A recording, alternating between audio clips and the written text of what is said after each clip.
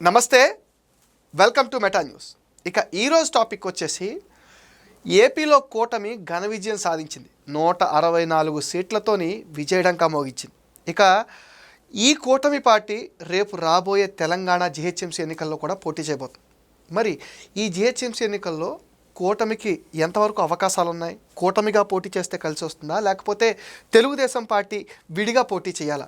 ఎలా చేస్తే బాగుంటుంది, అవకాశాలు ఎక్కువ ఉంటాయి? మరి దానిపైన మనతో డిస్కస్ చేయడానికి ప్రముఖ పొలిటికల్ అనలిటిక్ ప్రభాకర్ గారు ఉన్నారు. ఆయన అడిగి మరిన్ని ఇంట్రెస్టింగ్ విషయాలు తెలుసుకుందాం. ఆయనకి వెల్కమ్ చెప్దాం.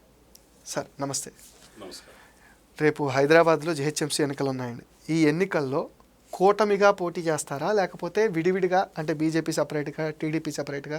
మొన్న ఎలక్షన్స్లో టీడీపీ అయితే పోటీ చేయలేదు అసెంబ్లీ ఎన్నికలకి. కూటమి అటు ఫోకస్ పెట్టడం కొన్ని పరిణామాల రీత్యా. మరి ఇప్పుడు ఎలా చేస్తే బాగుంటుంది, అసలు ఏం చేసే ఆలోచనలో ఉన్నారంటారు?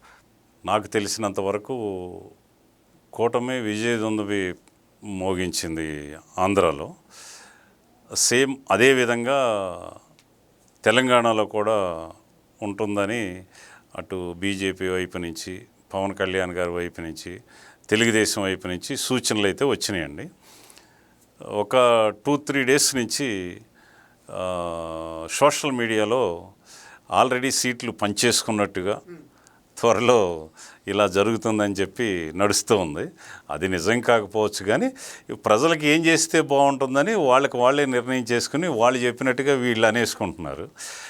ఇది ఏది ఏమైనప్పటికీ 3 పార్టీలు కలిసి ముందుకెళ్తే మాత్రం విజయం సాధించడంలో ఎటువంటి అనుమానం లేదండి. ఎందుకంటే ఇవాళ హిందువులు బీజేపీ వైపు ఎక్కువ ఆకర్షితులవుతున్నారు. బీసీలు తెలుగుదేశం నిన్న ఎమ్మెల్సీ ఎలక్షన్లో కూడా చాలా చక్కగా వ్యవహరించారు.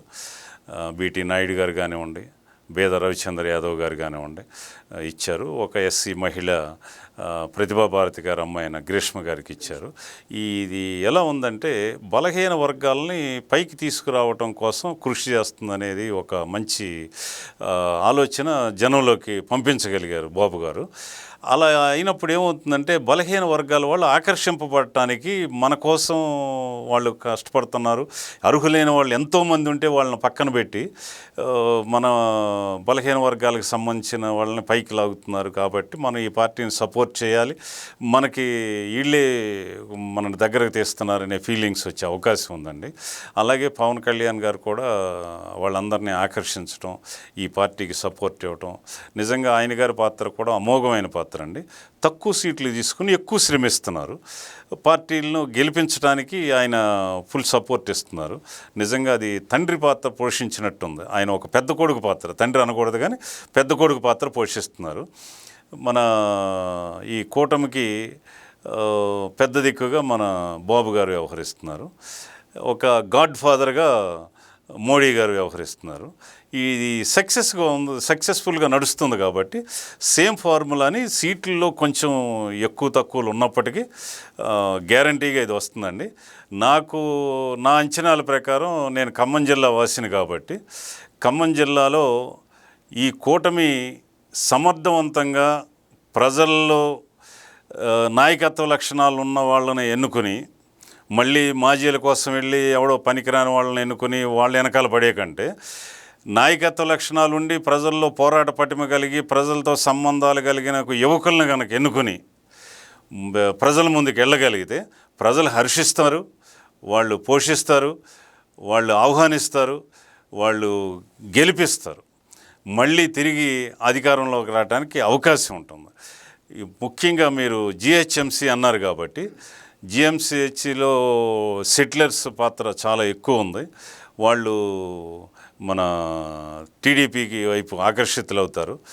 తర్వాత బడుగు బలహీన వర్గాలను ఆకర్షించడంలో పవన్ కళ్యాణ్ గారు కూడా ఉన్నారు. హిందూ సనాతన ధర్మాన్ని ప్రాతిపదికగా తీసుకుని బీజేపీ ఉంది. ఈ 3 కలిసి ఒక చక్కటి వేదిక ద్వారా కొంగుర్త నాయకులతో, ఈ పనికిరాని వాళ్లతో, స్వార్థపరులతో పార్టీలు గోడలు దూకి ఏది అవకాశం ఉంటుందంటే ఆ పార్టీ నుంచి ఈ పార్టీ నుంచి ఆ పార్టీలోకి వెళ్ళే వాళ్ళని పక్కన పెట్టి యువకులు, ఉత్సాహవంతులు, ప్రజల గురించి ఆలోచించేవాళ్ళు, చట్టం పట్ల అవగాహన కలిగిన వాళ్ళు, రాజకీయం కోసం టైం ఇవ్వగలిగిన వాళ్ళని ఎన్నుకోవాలి.